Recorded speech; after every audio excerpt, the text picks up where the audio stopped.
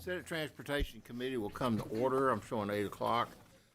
Quorum was established at the last hearing, and so we'll begin. So Senator Hagenbu, 2026.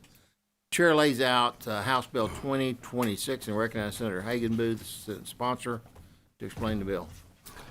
Thank you, Mr. Chairman, members, for hearing House Bill 2026.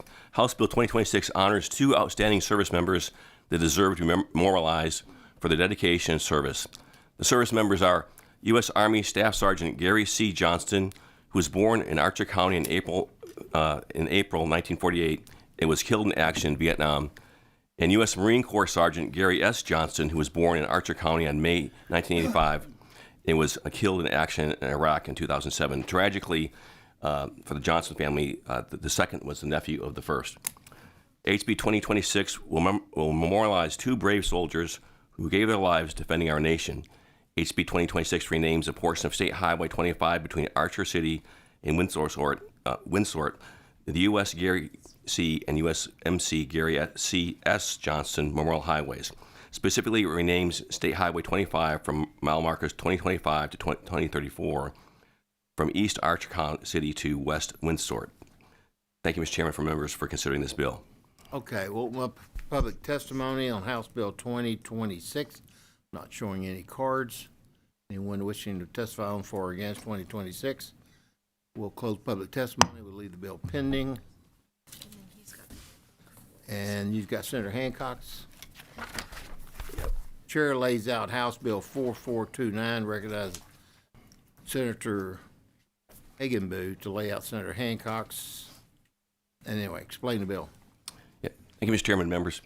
Back on May 9th, you heard from Lauren McClory about the tragic accident from a drunk driver that occurred, resulting in the loss of her family.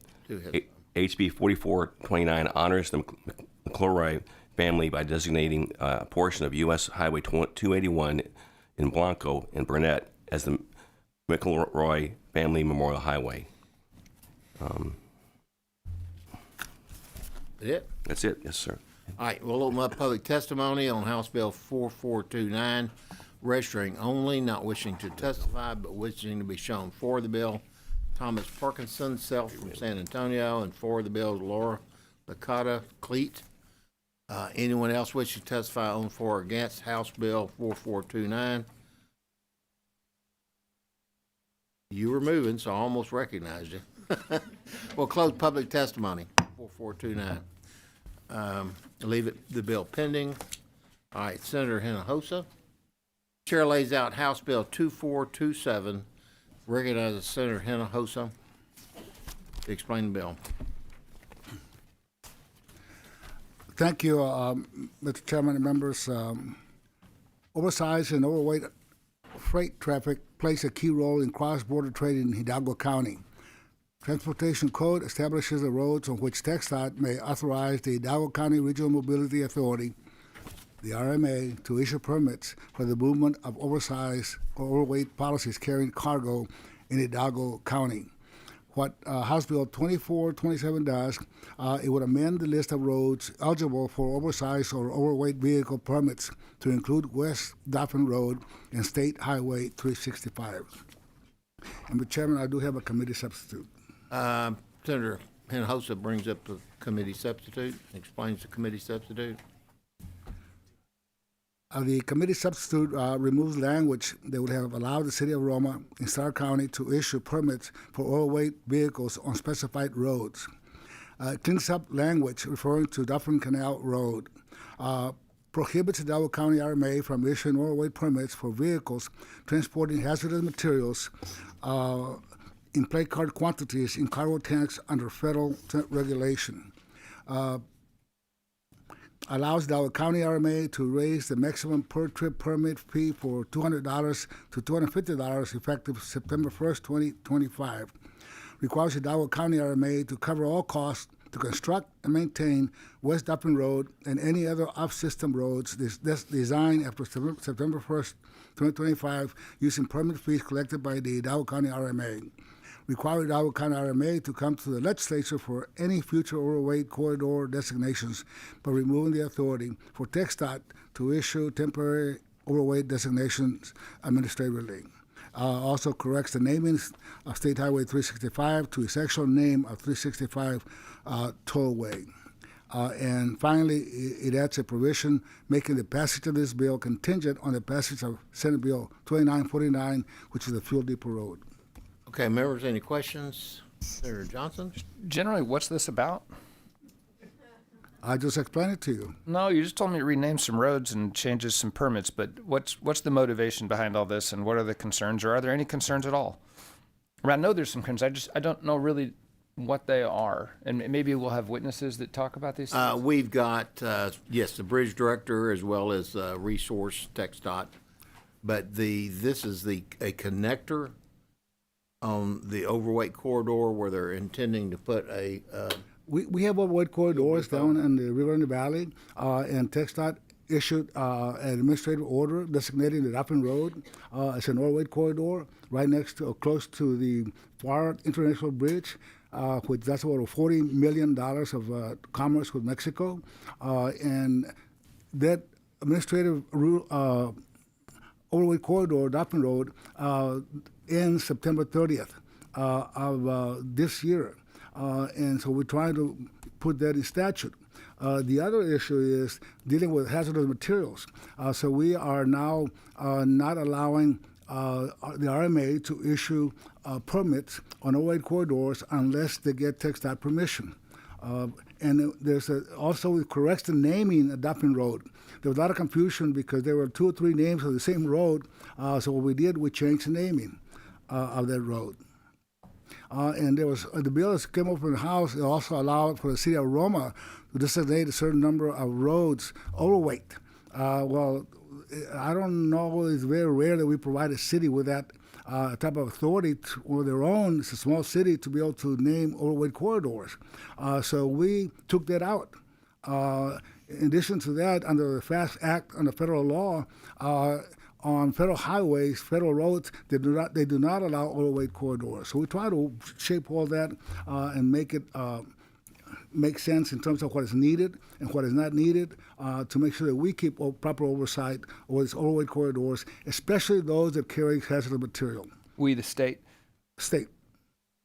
the connector had what do you call it, an inaccurate description last time, and there's a section of road, it's what, half mile, three-quarters of a mile? Half a mile. That was improperly described in the legislation from a couple of years ago. And so TxDOT went ahead and built it, and they did a minute order on it, describing it, and that minute order expires in September unless we pass a bill to It's a local bill, so we try to fix I some of understand. I appreciate the additional explanation. So there's 2 or 3 things related to this, but they also have some fuel transport issues down there since Mexico doesn't produce diesel anymore. It all gets trucked in, so there's a lot of truck traffic on diesel. Thank you. I know in border security, we heard Senate Bill 2949 to deal with a lot of the issues on the fuel depots that are being established along the border, which we're trying to prevent and pretty much eliminate along the border. Okay. Any other questions? We'll open up public testimony on House Bill 2427. I've got Louise Brazen with the FAR International Bridge. He's the bridge director. Please come up. And while he's coming up, for Resource, we have Jessica Butler with TxDOT as a resource if somebody has a question of TxDOT. So, sir, please state your name for the record. Chairman Nichols, members of the committee, Luis Bazan for the record, Director for the FAR International Bridge, and I'm here to speak on House Bill 2427. Trade and the movement of goods between Texas and Mexico continues to fuel the U.S. economy. The FAR International Bridge is responsible for $47 billion in global trade, the #1 port of entry in the U.S. for produce, and the 3rd largest trade hub along the southern border. This November, FAR will complete an international bridge expansion, constructing a twin span adjacent to the bridge, increasing northbound and southbound lanes from 4 to 8. So basically 100% added capacity.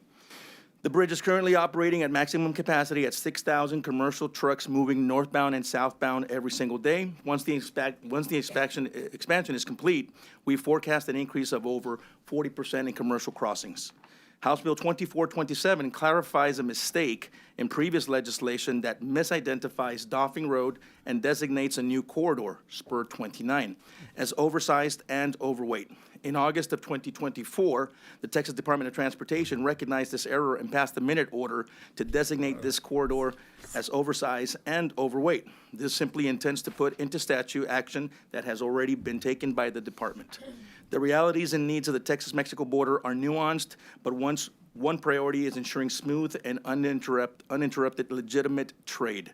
This bill would divert commercial trucks from local neighborhoods and highways and create a safer and more efficient route for the commerce to travel from the port to their final destination. At this time, thank you for your time and attention to this matter. If you have any questions, I'd be happy to entertain them. Okay, members, any questions of the witness? Senator Hagenbu?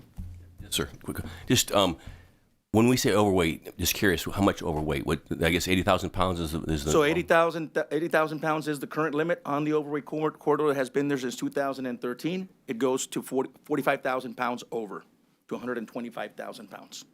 And the roads are engineered to handle that? Correct. Right? Since 2013, these trucks have been using those roads, that corridor. All right. Thank you. Now, Mr. Chair. Mr. Chairman, Senator Hagenbrook, 80,000 pounds truck is normal.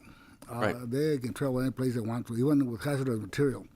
The overweight is 120,000 pounds, and you require a designation of an overweight corridor to be able to travel at 120,000 pounds. The federal government has pretty much eliminated all overweight trucks out of the federal roads, like the interstates. Mm-hmm. Isn't there a committee, do we have a committee substitute? I don't need a resource witness. All right. You want to bring TxDOT up? I don't need. You do not need one? I do not Okay, need do not need TxDOT. All right, questions, further questions? All right, thank you very much, sir. Thank you. Anyone else like to testify on for or against the House Bill 2427? If not, we'll close public testimony. We'll leave the bill pending. Senator Alvarado, we're going to jump right to you. Chair lays out House Bill 3966 and recognizes Senator Alvarado to explain the bill. Good morning, Mr. Chairman and members. Thank you for the opportunity to lay out this bill. This is addressing a local issue that I have going on at home in my district. In December 2023, the commercial bus station in Midtown Houston was shut down and relocated to a residential neighborhood in the east end of my district. No prior notice was given to the residents there before the terminal was moved in, basically smack in the middle of a neighborhood. This relocation placed a busy Greyhound terminal near homes, schools, restaurants, and small businesses. After the bus station was moved, the area saw a sharp rise in crime, including thefts, assaults, and trespassing. This situation is further complicated by the fact that the new terminal is used as a drop-off point for formerly incarcerated individuals. These unfortunate circumstances highlight a gap in current law. Commercial passenger bus services like Greyhound are not required to notify or engage with surrounding communities before opening up a new stop or terminal. While this is something that occurred in my district, this is not purely a local issue. This bill addresses a concern that could happen in any of your districts. Residents have the right to know about what changes are occurring in their community. This is not saying that they cannot exist. This is simply saying that they will have to send a written notice by mail to residents living within 1 mile of a proposed bus stop. The advance notice will allow communities time to coordinate with law enforcement, inform families, and take other precautionary steps to ensure the safety of their communities. HB 3966 ensures that commercial bus companies act with greater transparency and accountability when expanding into residential neighborhoods. This was a big problem in my district. And I know some of you may be thinking, well, you know, it's a Greyhound, it's a bus station. They have the right to locate wherever they want. When this bus station was located in Midtown, the prior administration to this, to the Whitmire administration, wanted them out because it was that bus station with all the traffic was attracting a lot of crime, prostitution, drug activity, and it wasn't good for economic development in Midtown. But they had no problem moving it to the East End, into my neighborhood, and no notice given, and it's caused a lot of problems in my community. We have law enforcement, various agencies, HPD, constables, the management district, who have all said that since this bus station has located there, there has been an uptick in crime. We tried prior to them moving in to talk with them. We did have some conversations, but it was a little late. I would say that they were not very responsive. To my knowledge, they did not oppose this bill in the House. It passed overwhelmingly, but you may hear from them today. They've lobbied up, lawyered up, whatever you want to call it, which I find a little disingenuous because they had all this time to express their concerns, to talk to the state rep, to talk to myself, and now they're here at the 11th hour. So I'm looking forward to engaging with them. Thank you, members. Okay, members, I see, Senator Johnson, you had your light on a second ago. In Houston, you don't have zoning. So when you say residential neighborhood, it's not zoned. That's correct. There's no zoning. It is on a Harrisburg Street, which is Harrisburg, Magnolia Park. That's a predominantly Latino neighborhood, very working class neighborhood. It is in it's on a street where there are other businesses, but this is a pretty big operation there. And again, I mean, they do have formerly incarcerated inmates that are dropped off there. And I'm not saying they are the problem, but this bus station was a problem in its prior location, and they've just sort of Okay, passed the trash around. we've got, no questions, we'll open up public testimony on House Bill 3966. We have Rodney Serber from Greyhound. Please come up. You understand the questions and the issue, Good morning. so please state your name for the record. Chairman and committee members, thank you for the opportunity to appear before you today. I'm Rodney Serber, Chief Operating Officer at Greyhound Lines, a Texas-based company and part of Greyhound Lines as Texas-based company is part of Flix North America. Through our Greyhound and FlixBus brands, we serve more than 1,600 destinations across North America, including over 100 communities in Texas. I'm here today to respectfully express our strong opposition to House Bill 3966 and urge the committee to vote against it in its current form. At first glance, the bill may seem intended to increase transparency, but in practice, it would create significant unintended consequences not only for inner-city bus operators, but for the very communities it seeks to protect. The proposed bill would require companies like ours to mail written notices to every resident within a 1-mile radius before opening any new stop or facility. While public notice requirements to media exist in many jurisdictions, we know of no other state or city that requires such a uniquely burdensome and impractical process. While we fully support efforts to increase public awareness and safety, this bill raises significant operational, equity, and emergency management concerns. Operators like Greyhound must regularly adapt to unforeseen circumstances that require rapid operational changes, many of which are beyond our control. Major weather events like hurricanes, flooding, the Texas freeze in 2021, lease terminations, or construction. Under this bill, even involuntary or emergency relocations would trigger a 90-day delay in thousands of required mailings. That's not just inefficient, it's a barrier to safety and basic mobility in emergencies, where we need the flexibility to adapt quickly to serve our customers, many of whom have no other travel options. More broadly, House Bill 3966 attempts. Okay, open up for questions. We'll give you a chance to answer some more questions. So you don't think 90 days is enough time? I think it's to require us to notify everybody through mailing in 90 days. We got hurricane seasons coming up. I don't know where I'm going to need to move or what's going to be closed down.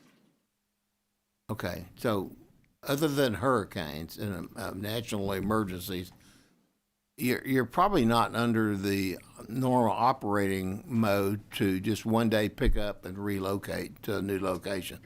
Probably have thought it out a little bit. Correct. Okay, and so I would think 3 months of thinking it out is probably not an unreasonable period of time. If we got a 30-day notice to vacate, I couldn't make it in 90 days. Do you have any leases that are only 30 days? Expirations? No, but they can give us notice, same with on our side that we can give 30 days. And I would have to check to see how many of those are, or if there's any. Okay. Well, you heard the issues that it brought up when y'all did relocate in that neighborhood, caused some problems. Senator Johnson? What's the form of either Senator Alvarado or I'm sorry, what was your name, sir? Rodney Serber. Mr. Serber. Either one of you. What's the form of notice that we're talking about, and what's the number of people, and how are you going to get it there? Within a 1 mile radius, could be thousands. If there's an apartment building, And what's the method of notice that you would be required to provide? Mail. mail. Like stamp in an envelope? Yes. Yes. Snail mail. Yes. Okay. Okay. Any other questions? Senator Alvarado? When you were in Midtown, how many times did you have to relocate unexpectedly? We didn't. Okay. And how long were y'all there? I couldn't tell you the exact. Years. Years. Years. I remember it when I was a kid. So that's a long time. So in that long period of time, you didn't have to relocate. No, ma'am. So you're just coming up with hypothetical situations. No, things have changed. We've after we got purchased, our leases are expiring, and we're being pushed out of those buildings. How long is the lease you're in now? Well, we've been there for years as well, right? We just consolidated. That was our Valley Transit Company. I don't know the exact. It's a long lease. I know that for a fact because we looked into it because we were curious if we found another piece of property for you in the general area, if y'all would move there. And y'all said y'all were locked into a long-term lease. Correct? Correct. Okay. Well, you forgot to add that to your comments. Did you oppose this bill in the House? Because I don't see it on the witness list. No, I did not. Why not? I have a whole department that runs that, and I wasn't aware. Oh, so you saved all your juice for the Senate. Yes, Okay. ma'am. All right. You know, since y'all opened up there, the community came to y'all and asked you to clean up your act, to do some very simple things like picking up the trash around. When you have trash and people loitering out there, it invites more trouble, more traffic, and it invites crime. And from my understanding from HPD and the constables, y'all haven't done a very good job of that.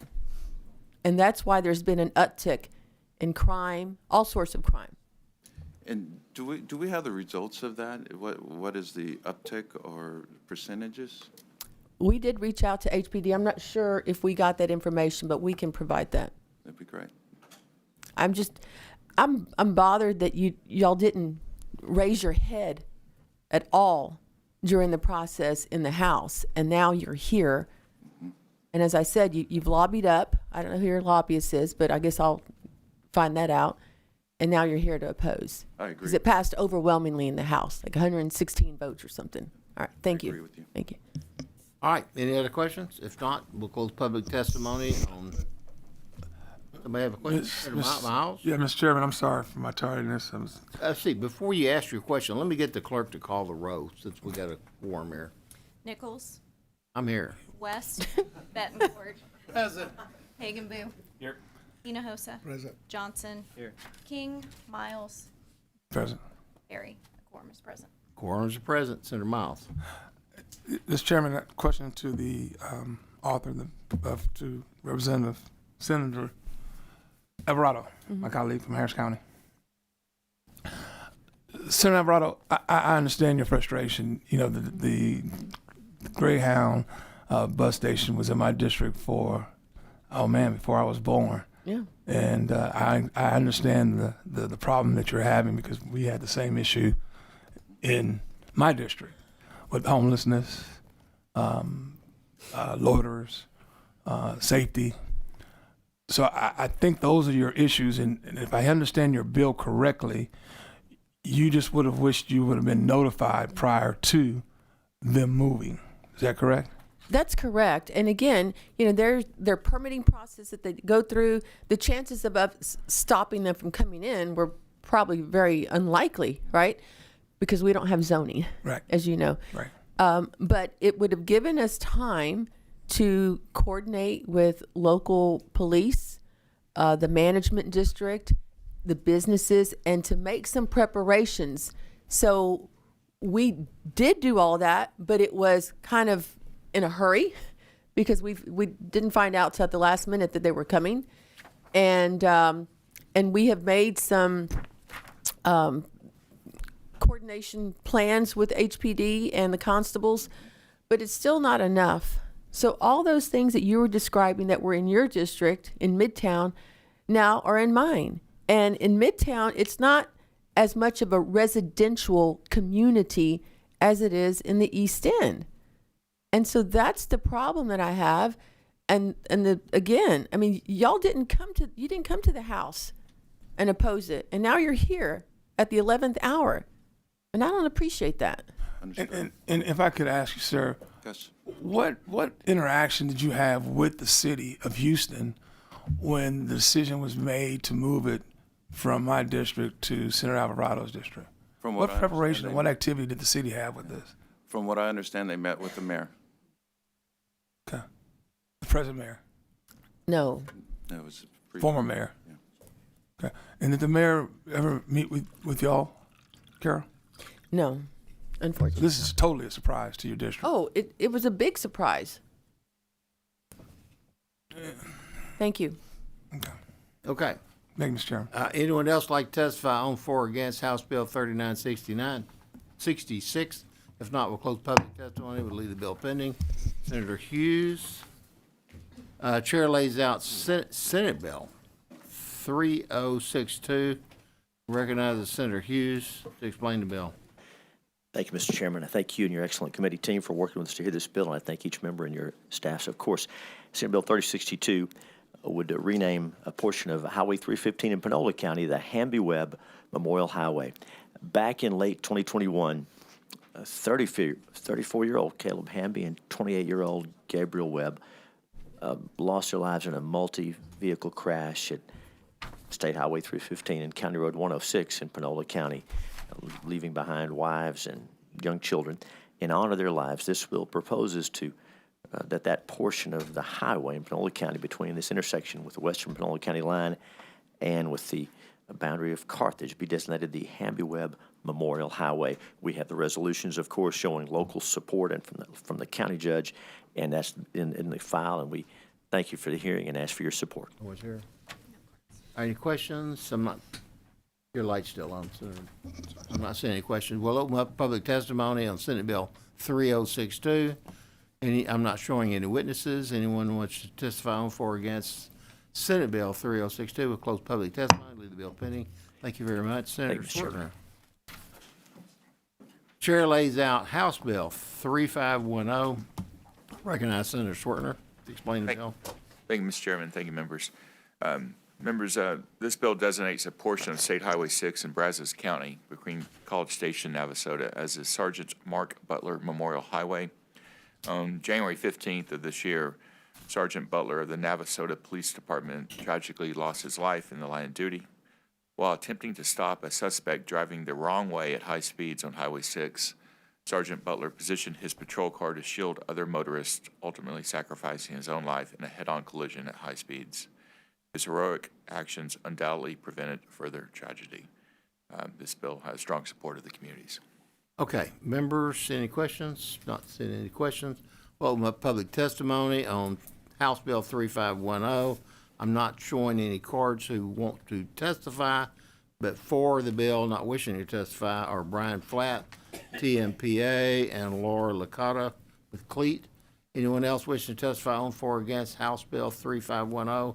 If Not will close public testimony. Thank you, Senator Swerter. Leave the bill pending. Senator Hinojosa will do the other one. Chair lays out House Bill 2455 and recognizes Senator Hinojosa to explain the bill. Thank you, Mr. Chairman and members. This is a local bill for the Rio Grande Valley. Oversized and overweight freight traffic plays a key role in cross-border trade in Hidalgo County. Transportation Code establishes the roads on which TxDOT may authorize the Hidalgo County Regional Mobility Authority to issue permits for the movement of oversized or overweight vehicles carrying cargo in Hidalgo County. The Far International Bridge, located in Hidalgo County, is a critical trade corridor facilitating trade between the United States and Mexico. For overweight trucks transporting export materials, oversized or overweight corridors provide the most direct route from the ports to the international bridges. In 2005, Senate Bill 619 specified that vehicles' weight limits do not apply to a vehicle or combination of vehicles that operate exclusively at a private port of entry and its associated private roads and across a public highway between the private roads under certain contracts. What House Bill 2455 does, House Bill 2455 seeks to extend the same exemption in vehicle weight limits provided to a private port of entry to vehicles or combinations of vehicles operated under an oversized or overweight permit issued under the Hidalgo County Regional Mobility Authority or at the Far International Bridge. And I do have a substitute, Mr. Chairman. I think there is a committee substitute. Senator Hinojosa sends up a committee substitute for HB 2455 and explains the difference. The committee substitute adds a provision making the passage of this bill contingent on the passage of Senate Bill 2949, which is a fuel depot legislation we passed at the Board of Security Committee. It also adds a cap of 125,000 pounds to the vehicle subject to the vehicle weight limit exemption. That's it. All right, members, any questions? Not seeing any lights. It's a quick question, Mr. Chairman. This is Senator a Hagenbuch. different section of road than the previous one you were talking about? Correct. Okay, all right, thank you. It'll eventually connect, though. I see. Okay, all right. Thank you, Mr. Chairman. One is the bridge, one is a connector that's just down the street from it. Okay, we'll open it up public testimony on House Bill 2455 and the committee substitute. Louis Brazen for International Bridge, please come up. And as a resource members, we have Jessica Butler with TxDOT. So please state your name for the record, sir. Yes, sir, Mr. Chairman, members of the committee. Again, Luis Bazan for the record, Director for the Far International Bridge, here to speak in favor of House Bill 2455. Trade and movement of goods between Texas and Mexico continues to fuel the U.S. economy. Like all international ports of entry, time is money. The bridge is responsible for $47 billion in global trade and is the #1 border crossing in the U.S. for produce and the third largest trade hub along the Texas-Mexico border. Currently, the port of entry crosses roughly 6,000 commercial entry trucks inbound and outbound, import and export daily. With over $100 million invested in infrastructure projects, the bridge is well positioned to increase truck output by over 40%. With over $4 billion in investments in FAR in the next 10 years, House Bill 2455 will allow aggregate to cross at the port of entry that is the closest to the construction. This November, FAR will complete an international bridge expansion, as I mentioned, constructing a twin span adjacent to the bridge, increasing northbound and southbound lanes, 100% capacity to 8 lanes. The bridge expansion will be the first to be completed within a 5-year time period. House Bill 2455 amends the Transportation Code regulating the maximum weight of vehicles operating at or around ports of entry when the international bridge is owned by a municipality with a population of 50,000 or more, but less than 85,000 persons. TxDOT has already certified that the FAR Bridge is approved to carry vehicles at this weight. This gives FAR the same regulation as adjacent bridges. This bill addresses the maximum weight limits for vehicles traveling on public highways near the FAR International Bridge. The intent is to ensure safe travel, protect infrastructure, and maintain the efficient flow of commerce at this vital border crossing. Enforcing weight limits is crucial for preserving the integrity of the bridge and surrounding infrastructure, preventing damage and disruptions to the flow of trade. These limits are essential for maintaining safety and efficiency at the bridge, protecting our infrastructure, and ensuring we remain a critical gateway for U.S.-Mexico trade. Thank you. Okay, members, questions? showing any questions? Chairman, any question? Senator Hagenboom. Yeah, this is sort of related to this, but it's also a broader topic, and I just want to I don't want to waste much time. But this weighed 120,000 pounds. Is that right? Or Correct. So it goes to actually to 45,000 pounds to 125,000. 125. Okay. But So nobody ever reaches in that limit. the U.S. government doesn't have any roads that allow 125. Is that right? That's not the federal government only allows 80,000 pounds. Is that right? That's my understanding. What we have around the bridge and the surrounding area is TxDOT Yeah. roads. And just do any other states allow up to 125,000 pounds?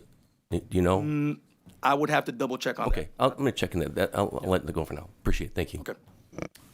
Okay. Okay, any other questions? If not, we'll close public testimony on House Bill 2455 and the committee substitute. Unless someone else wants to testify, we'll leave it pending. Thank you very much. Thank you. Senator Hinojosa, I think you have one more. Let the record show that Senator West is here as well. Chair lays out House Bill 3986. Recognizes Senator Hinojosa. Explain the bill. Thank you, Mr. Chairman and members. The purpose of House Bill 3986 is to designate a portion of U.S. Highway 83 in Mission, the Corporal Speedy Espericueta Memorial Highway. Corporal Jose Luis Speedy Espericueta, Jr. served with the Mission Police Department for 13 years and led a career marked by his selfless dedication to help his community. Corporal Espericueta received the Meritorious Service Award for saving an elderly woman from a burning building and is remembered for his courage. On June 20, 2019, Corporal Espericueta was killed in the line of duty. He was the first officer killed in more than 40 years in the Mission Police Department.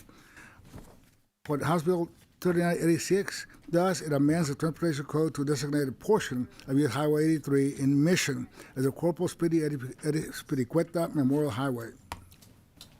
Okay, members, any questions? Open up public testimony on House Bill 3986. Anyone wishing to testify? We have two not wishing to testify but wishing to be shown for the bill. Laura Licata Cleet and Brian Flatt with TMPA. Anyone else? We'll close public testimony on House Bill 3986 and leave the bill pending. Senator West. Chair lays out House Bill 5436 and recognizes Senator West to explain the bill. Thank you very much, Mr. Chairman. Under existing Texas law, licensed and used automotive parts recyclers are the only entities in Texas permitted to dismantle or salvage non-repairable vehicles and or sell their parts. However, under current law, automobile recyclers are only able to purchase vehicles for which the seller has a title in their possession at the time of the sale to a recycling entity, regardless of the automobile's age or condition. This restriction has fueled growth in illegal sales of untitled vehicles at locations operated by unlicensed and unregulated actors to effectively make these vehicles disappear from oversight. This particular bill does the following. It establishes that a vehicle must be at least 13 years old and has not been registered for 7 years or more, can be purchased to be dismantled for parts or scrapped, cannot be dismantled until the fourth day after the recycler has reported the purchase to the department and the status of any past liens or interest in the vehicle has been determined, can be purchased by a recycling entity if certain information on the vehicle and the sellers described has been collected, and must be determined by the Texas Department of Motor Vehicles and National Motor Vehicles Title Information System to not have been stolen. So we have put some safeguards in and some provisions in that require that must be met before the purchase of these vehicles. Okay, well, open up public testimony. Senator Hinojosa, you have your light on. All right, turned it off. Any questions from the panel? If not, we'll open up public testimony on House Bill 5436. And I do have a couple of witnesses. Looks like Tihad Terramina, Texas Automotive Recycler Association for the bill, wishing to testify, as well as Earl Cook, Texas Independent Automobile Dealers. Earl, if there's anyone else who would like to testify on for or against House Bill 5436, I'm not showing any cards. Wave or come up. All right. just go ahead and start. State your Mor- name for the record. Good morning, Mr. Chairman. Committee, thanks you for having us this morning. My name is Chad Taramina. I'm the Legislative Director for the Texas Automotive Recyclers Association. We're a statewide agency dismantling end-of-life vehicles. As mentioned, under current law, we only buy vehicles with titles, and then we dismantle the end-of-life vehicles. Unfortunately, there's a robust illegal marketplace going on right now for non-titled vehicles operated by unlicensed and unregulated operators that do not report to the state or federal government. When these illegal operators purchase non-titled vehicles, the vehicles disappear. There's a lot of VIN cloning, but the titles remain active, and vehicle identification numbers as VINs remain valid and may be used to conceal identity of a stolen vehicle, known as VIN cloning. These vehicles often end up at illegal chop shops or used in committing crimes. HB 5436 will allow licensed and regulated used automotive parts recyclers to purchase non-titled vehicles that are at least 13 years old, have been unregistered for 7 years, and are purchased solely for parts dismantling or scrapping. The bill requires the reporting of vehicle information to the Texas Department of Motor Vehicles and the National Vehicle Titles Information System so that the VINs are canceled. Additionally, under the bill, there's an active lien on the vehicle. The lien holder must be notified and the vehicle returned at no charge. Finally, HB 5436 classifies violations of certain requirements of the bill as misdemeanor or state jail offenses. And I'll be happy to answer any questions you might have. Okay, we'll get both of you, and then we'll open up for questions. So, sir, please state your name. Thank you, Mr. Chairman and members of the committee. My name is Earl Cook. I'm the Director of Regulatory Affairs with the Texas Independent Auto Dealers Association. We are here in support of the bill. In prior sessions, there were similar bills that we were adamantly opposed to. But this bill adds two key safeguards, thanks to work with the sponsors and the other members of the committee. Those two safeguards is one, since the last registration is 7 years. So the car has to not be on the road for 7 years before this law can even dismantle those cars. So this means the car is not something that's a very usable car and it's a junk car. This is a huge safeguard. In other states, similar bills that have passed don't have that safeguard, and people would have their car break down. They would go to retrieve their car and already be dismantled. The other big safeguard added is a notice to the owner and lien holder, and it gives them time to retrieve the vehicle at no cost. I'm happy to answer any questions, but those are the main additions. Members, we also have DMV, Texas DMV, Annette Quintero. Senator Betancourt, you have a question? Just a quick question. How many units are we talking about here? I assume it's thousands of vehicles, but do we have any estimates? I don't have any particular figures within Texas. At our facilities, 3 alone dismantle 600 vehicles a week. So it gives you an idea of how many vehicles we dismantle at just particularly 3 salvage yards in Texas.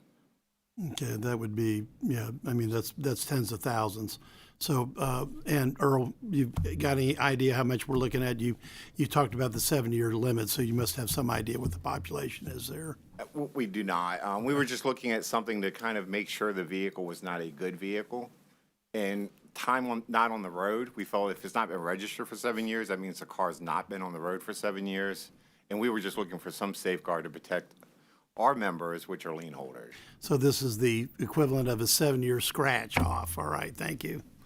Yeah, Senator West, thank you very much. Senator West, this is his 2 sessions out of the Senate and held up in the House.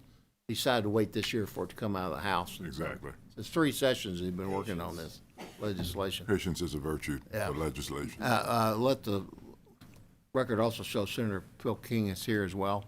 Any more questions of this panel? If not, thank you all very much. We'll leave the bill. Anyone else like testifying on, for, or against House Bill 5436? Otherwise, we'll leave the bill pending. Members, we got one more bill. It's my bill. Senator West will recognize me. We'll vote on, and then we'll vote on my bill, and then we'll vote on some of the other bills. Chair recognizes Senator Nichols on House Bill 2560. All right, thank you, Mr. Chairman. Y'all have all heard of the Adopt a Highway program that TxDOT's had. House Bill 2560 is similar.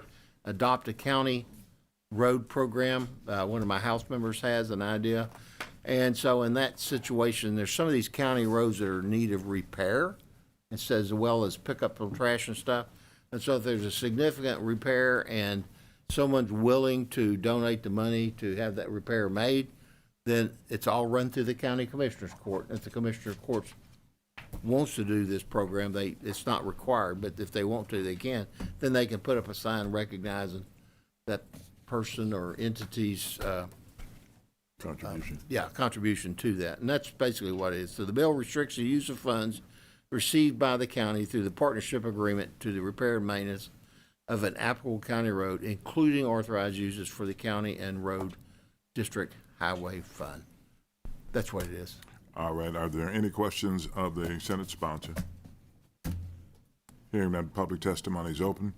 We have Cecily Kay, the Travis County Commissioners Court, here, does not wish to testify, but is for the bill. We also have Rob Hughes, Texas Forestry Association, is for the bill, but does not wish to testify. Is anyone else like to testify for or against House Bill 2560? Public testimony is closed. Senator Nichols now moves that House Bill 2560 be reported back to the full Senate with a recommendation that do pass and be printed. Clerk will call the roll. Nichols. Aye. West. Aye. Betancourt. Aye. Hagenbu. Aye. Hinojosa. Aye. Johnson. Aye. King. Aye. Miles Perry. 7 ayes, no nays. There being 7 ayes and no nays, House Bill 2560 will be reported back to the full Senate with a recommendation that it do pass and be printed. Local. Senator Nichols moves that the bill be referred to local. Is there any objection? Hear no objections, bill will be referred to local. All right, thank you. Okay, members, we're going to kind of start at the top, go work our way down. Chair lays out, as a matter of pending business, House Bill 2026 by Senator Hagenbu. Senator Hagenbu moves that House Bill 2026 be reported to the Senate with recommendation to pass and be printed. Clerk, call the roll. Nichols. Aye. West. Aye. Betancourt. Aye. Hagenbu. Aye. Hinojosa. Aye. Johnson. Aye. King. Miles Perry. 7 ayes, no nays. There being 7 ayes, no nays, House Bill 2026 reported favorably full Senate. Senator Hagenbu moves that House Bill 2026 be recommended local uncontested calendar. Hearing no objections, so ordered. Chair lays out as a matter of pending business, House Bill 2510. 3510. Excuse me, House Bill 3510 by Senator Swertner. Senator West moves that House Bill 3510 be reported to the Senate. Recommendation to pass be printed. Clerk, call the roll. Nichols. Aye. West. Betancourt. Aye. Hagenbu. Aye. Hinojosa. Aye. Johnson.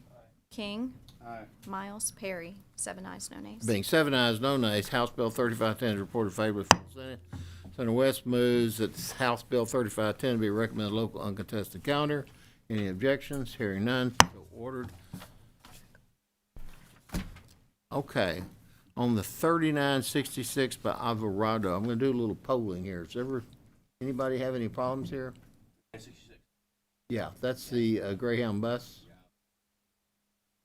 I wish this is something they should have more local. So are you a yes? Or No. Okay.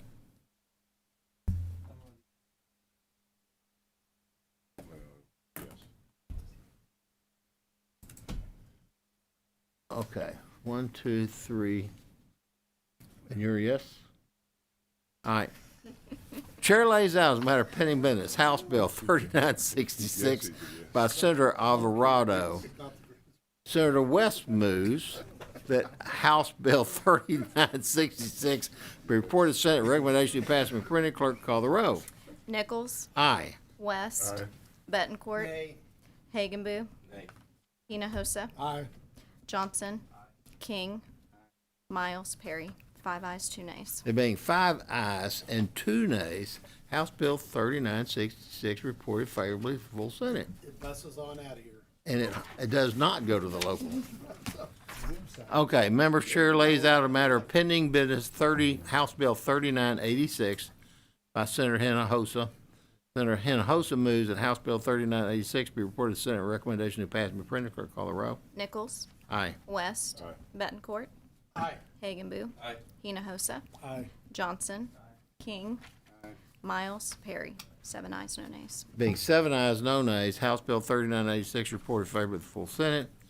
Senator Hinojosa moves that House Bill 3986 be reported local uncontested counter. Any objections? Hearing none, so ordered. Chair lays out as a matter of pending business, House Bill 4429 by Senator Hancock. Senator West moves that House Bill 4429 be reported to Senate. Recommendation to pass be printed. Clerk call the row. Nichols. Aye. West. Bettencourt. Hagenbu. Hinojosa. Johnson. King. Miles Perry. 7 ayes, no nays. There being 7 ayes, no nays, House Bill 4429 reported in favor of the full Senate. Senator West moves that House Bill 4429 be recommended local uncontested counter. Any objections? Hearing none, so ordered. Chair lays out a matter pending business, House Bill 5436 by Senator West. Senator West moves that House Bill 4536 be reported to Senate. Recommendation to pass be printed. Clerk call the row. Nichols. Aye. West. Hagenbu. Bettencourt. Sorry about that. Hinojosa. Johnson. King. Miles Perry. 7 ayes, no nays. There being 7 ayes, no nays, House Bill 5436 reported favorably to full Senate. Senator West moves that House Bill 5436 be reported local uncontested counter. Hearing no objections, so ordered. Chair do what? If you need a sponsor, I'll be happy. Chair lays out as a matter of pending business, Senate Bill 3062 by Senator Hughes. Senator Bettencourt moves that Senate Bill 3062 be reported to Senate. Recommendation be passed be printed. Clerk call the row. Nichols. Aye. West. Bettencourt. Hagenbu. Hinojosa. Johnson. King. Miles Perry. 7 ayes, no nays. Being 7 ayes, no nays, Senate Bill 3062 reported in favor of the full Senate. Senator Bettencourt moves that Senate Bill 3062 be recommended local uncontested counter. Hearing no objections, so ordered. Are there any motions in writing? If so, unanimous consent be shown. Voting on all the bills. Vote today. We'll give everybody about an hour or so to bring, if you were here, voted, as long as it doesn't change the outcome. We're going to leave those other 2 bills pending right now. The intention here, since we're getting close to the end, members, is we will have a Transportation Committee hearing on Friday morning, 8 o'clock, correct? We may have to discuss the time. We may have to discuss the time. There may be some other conflict. The intent, obviously, is to have a meeting on Friday. Normally, we meet at 8. That's my hope, but if we have to change it slightly, we'll notify y'all as quickly as we can, but that's the intent. And then I don't know that we'll be meeting after that. But, so I'll see y'all on Friday. So, Transportation Committee is recessed to the call of the chair. Thank you.